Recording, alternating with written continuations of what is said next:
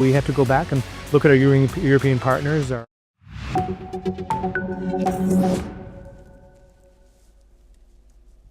Hello and welcome. I'm Kriti Mehta and you're watching the World Report on NewsX World. Let's take a check of the top headlines this hour. Pakistan launches airstrikes on Taliban targets in a major escalation. The Taliban immediately vows retaliation against Islamabad.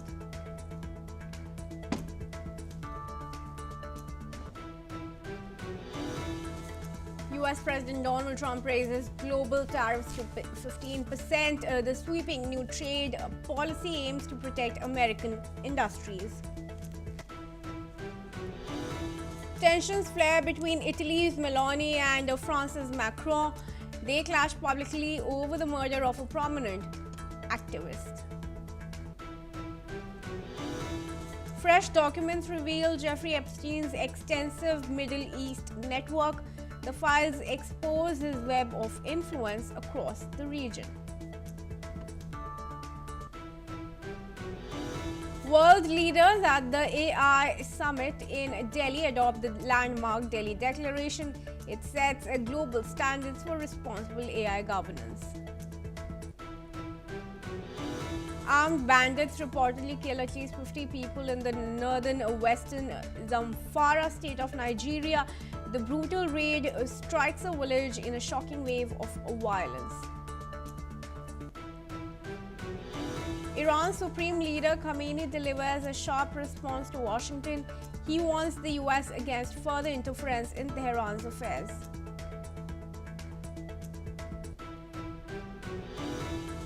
NASA announces it is removing the Artemis 2 mission from its schedule. The decision triggers a major shakeup in America's lunar program.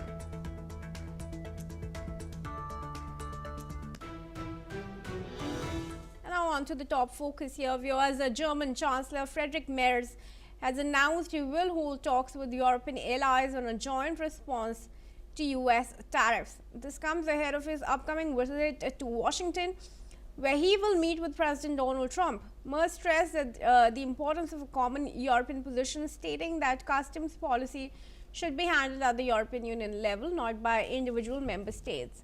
He also commented on the recent US Supreme Court ruling, which struck down many of Trump's sweeping tariffs, describing it as a sign of the US separation of powers working effectively. Trump, in response to the court's decision, announced a new tariff rate of 15% on imports. The move is part of Trump's ongoing trade war, which has caused disruptions to global trade. The new tariff is temporary, allowed for 150 days, and exemptions remain for certain sectors like pharmaceuticals. Joining me now in this discussion is Dr. Satoru Nagao. He's fellow at the Hudson Institute of Tokyo. Dr. Nagao, thank you very much for joining us. Firstly, what is the benefit of Europe having a common position against Trump's tariff? Europeans do not share the same idea with the United States, especially Trump administration, and especially the tariff policy of him. So that's why when the court decide this is illegal, tariff is illegal, so in this case, this is welcome for the Europe, they think. But at the same time, the problem is, anyway, President Trump will impose tariff, and legal or not is only matter. So that's why, even if the European welcome this, in the near future, the European country need to face the tariff negotiation again. So that is the reason they start to prepare this negotiation, I think. In case of the tariff, why President Trump imposed? Because firstly, this is the appeal point of his economic policy. And at the same time, the current global free trade rule is not beneficial for the United States. Through the global free trade, China get more benefit and catching up to the United States, and the US will not become great. So that's why the view from the Make America Great Again, the changing the rule of the trade itself is the purpose. So that's why anyway President Trump will focusing on tariff, and so they will use other law to impose tariff is expected.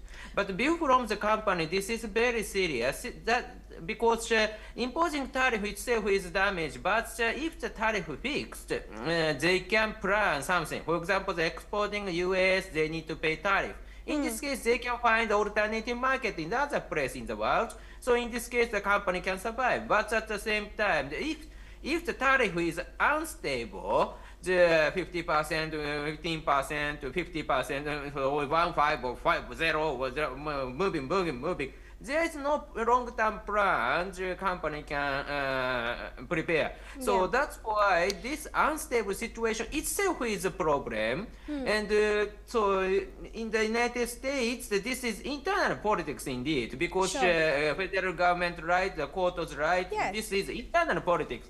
But because of the influence, this impact spread to the world, and this is very big problem. Yeah, and let's not forget here, Dr. Nagao, that the challenges to Trump's tariffs were the U.S. state themselves and a few small businesses. So, what impact is the U.S. suffering from these global tariffs? Yeah, this is very serious for the U.S. I think, because company outside of the United States cannot invest to the United States just now, because and they cannot export too, because without the long-term plan, how to prepare the product to sell in the United States, that is a very big concern for the companies, I think. So unstable situation is the most serious situation. Even if the tax is high, if the company can plan and to overcome this situation, they can continue the business. But unstable tariff means that there is no plan and they are afraid of this market and they cannot touch it. So that's why high tariff is better than the unstable situation, and this has really happened. So I think the Trump administration will set up something long term after that, but just now it looks like the panic, and this is not good for both United States and other country also. All right, Dr. Nagao, thanks very much. Do stay on with me, viewers, as we move ahead. Now, let's also tell you that the Supreme Court decision striking down Donald Trump's sweeping tariffs has added a wrinkle to already complicated US-China relations, with both countries navigating shifting ground toward an all-out trade war that would disrupt the global economy while still jostling for a position of strength in negotiations.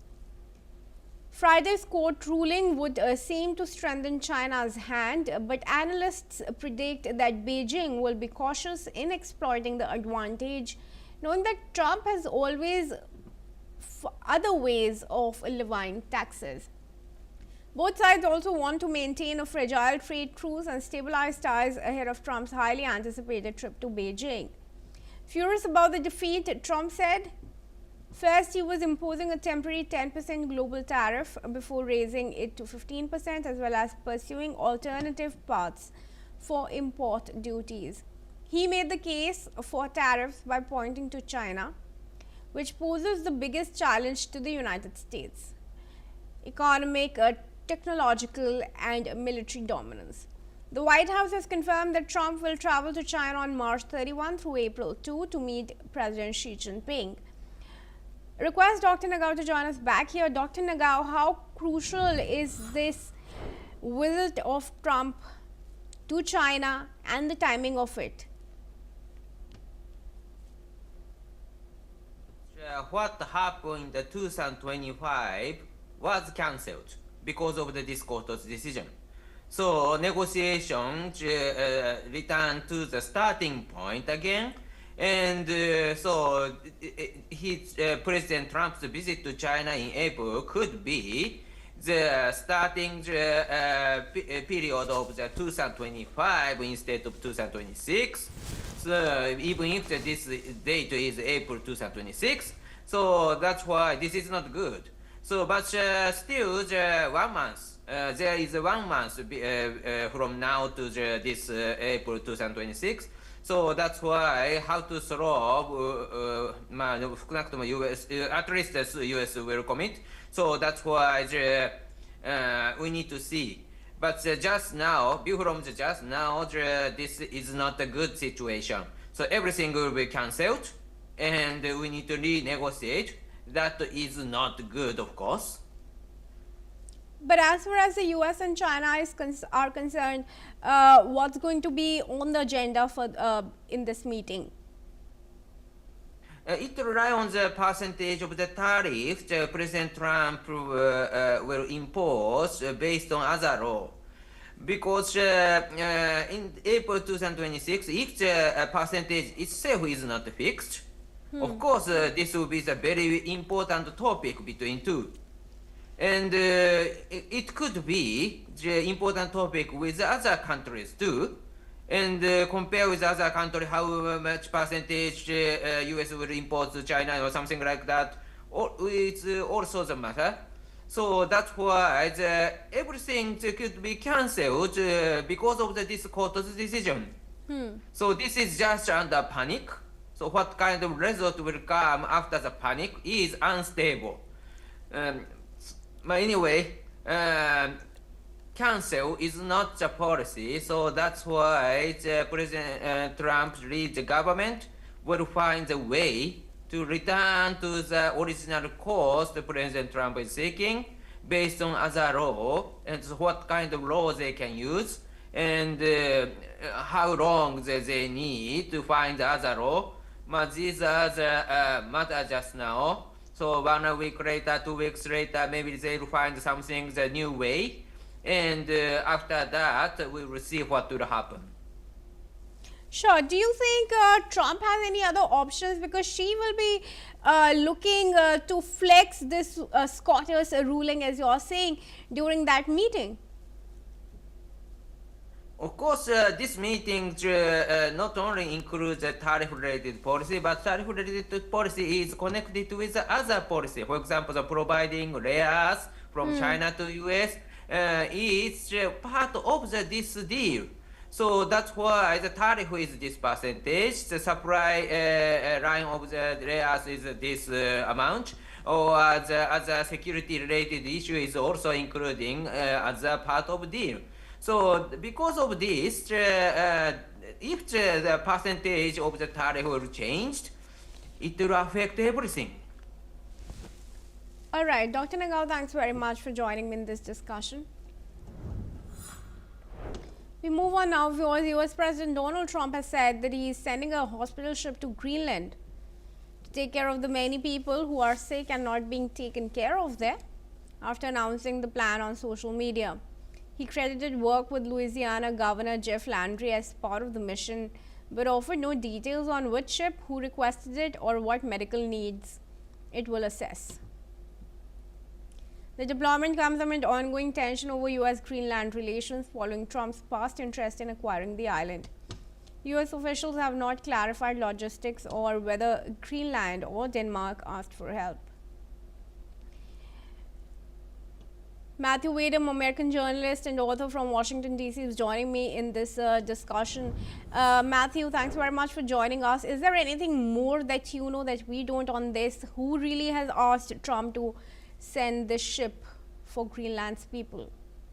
No, it's a mystery. It's something that President Trump, in his unfiltered way, just put up in his social media website, Trump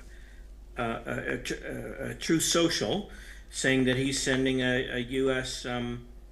Hospital ship to Greenland to take care of unmet healthcare needs. It is not clear that Greenland or Denmark requested it, or what the basis of it is, and so we don't really know at this point. It appears to be a goodwill gesture by President Trump.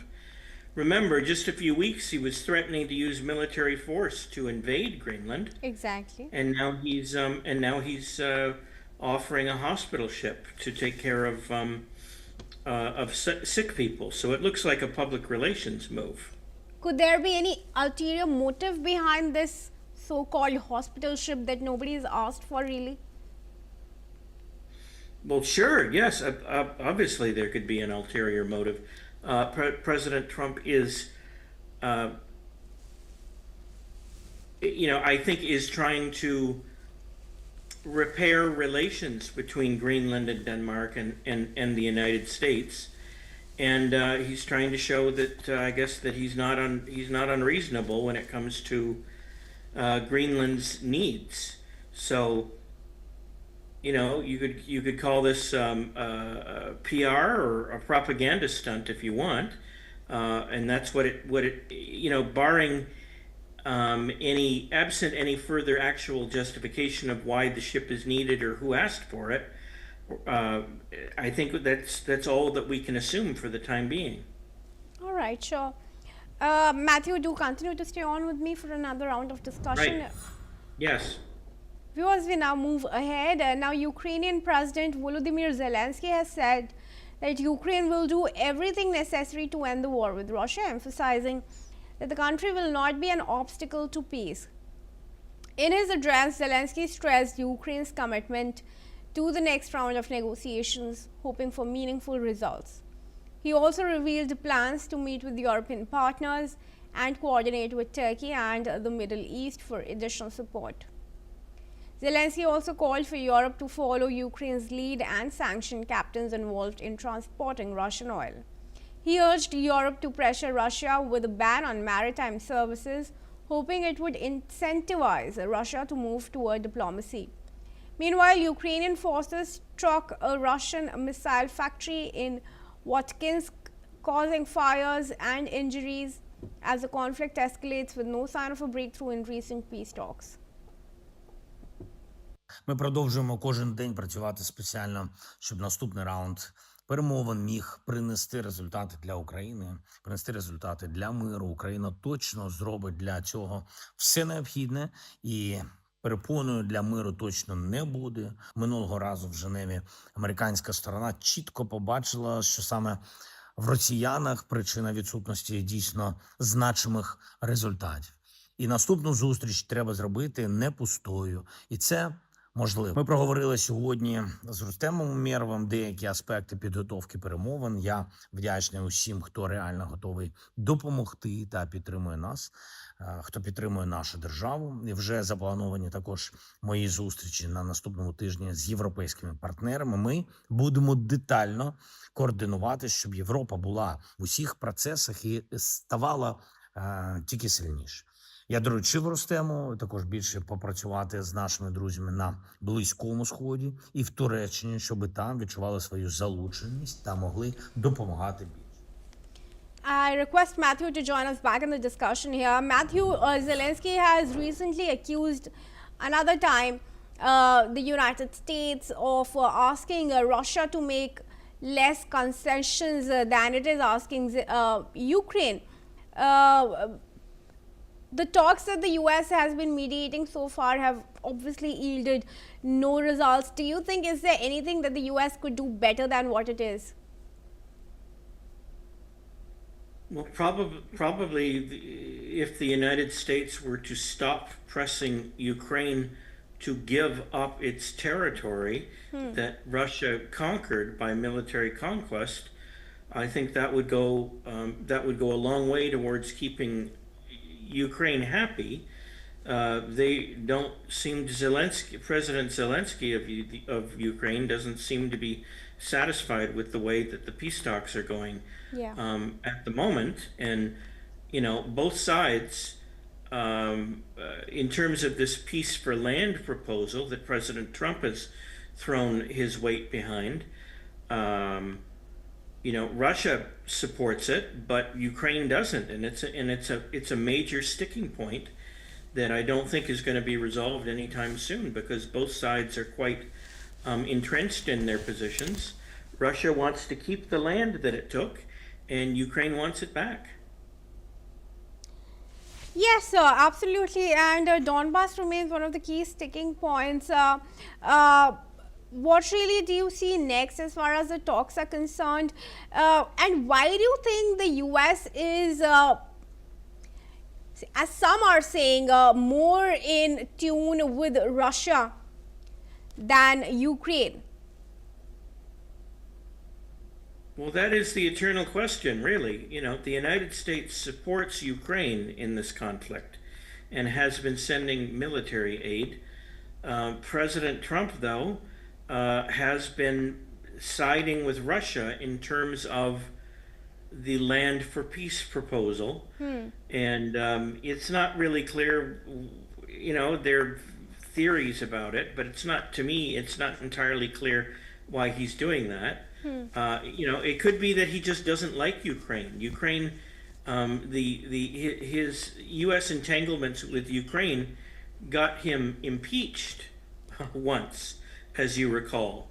And, you know, it could be that that left a bad taste in his mouth, and you know, he recognizes that the American position is to support Ukraine, but that doesn't mean that he really likes the Ukrainian government. And he certainly doesn't seem to be making it easy for them to succeed. All right, Matthew. Matthew, thanks very much. It's good to get that perspective from you. Sure. And moving ahead now, viewers, let's cover some news from Libya. At least 5 migrant bodies, including 2 women, have been found washed ashore in a coastal town east of Libya's capital, Tripoli. The bodies were found on Hamadi Al-Sharif beach, with witnesses reporting that a child's body was also seen washed ashore, but due to high waves, it was carried back out to the sea. The Coast Guard has been called to search for it. Reports say that the local police have informed the Red Crescent to recover the bodies, with officials suspecting that there may be more victims to wash ashore in the coming days. Libya has become a critical transit point for migrants trying to flee conflict and poverty and reach Europe for a better life. But Libya has been struggling with its own ongoing political instability. Since the fall of dictator Muammar Gaddafi in 2011, factional fighting has divided the country into rival regions. And on to some science news. NASA is rolling back the Artemis 2 spacecraft for additional checks, a move that will impact the planned March launch window. The agency said the decision was made to allow teams more time to address technical and safety reviews ahead of the crewed test flight around the moon. NASA stressed that crew safety remains the top priority as it continues preparations for the next phase of its lunar program. A new launch date will be announced once assessments are complete. NASA said the teams will continue testing and evaluations in the coming weeks, with any updated launch timeline to be announced once safety and technical reviews are complete. And viewers, Australia's Navy vessel Toowoomba is currently on a regional presence deployment in the Indo-Pacific. The vessel has been conducting routine transits, including a passage through the Taiwan Strait over the weekend. All interactions with foreign ships and aircraft during this deployment have been conducted in a safe and professional manner, according to Australian government sources.